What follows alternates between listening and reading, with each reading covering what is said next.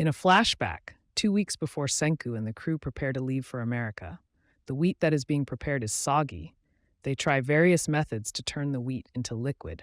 Senku then tells them after it's stored, it will ferment on its own, becoming alcohol. Back to the present, Ryusui compliments Senku for creating such a good beer. Senku explains that beer is the perfect payment for laborers. Ryusui, curious, tries to figure out why Senku doesn't drink, and he explains to him that if everyone drinks, the ship wouldn't have any order. Ryusui explains to Senku that he needs to loosen up and orders a drink from the bar.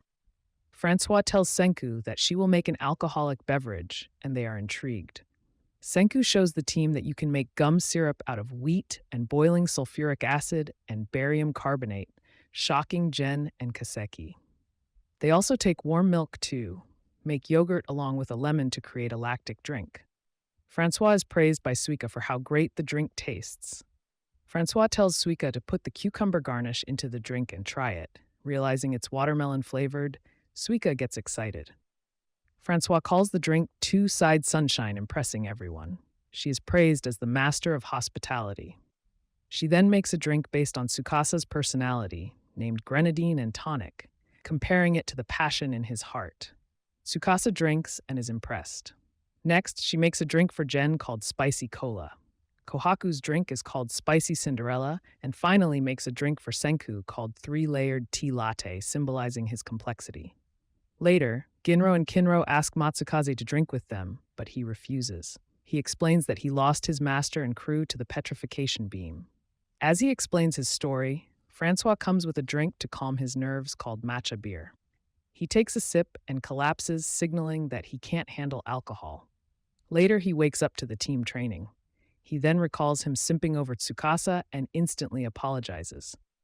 Tsukasa tells him that he needs training instead. Tsukasa and Senku revive Hyoga to help Matsukaze with training. He agrees under the condition that they revive Maz and Homura.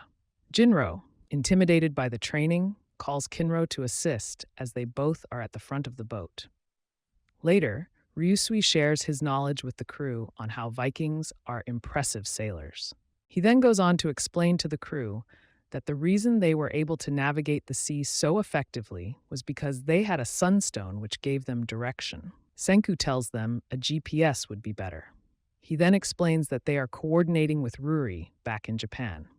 It is revealed that they use hourglasses and sundials to give proper accuracy of the ship. They receive shortwave messages every hour, and they mark the time. Kaseki is seen using a device that tells them what time it is.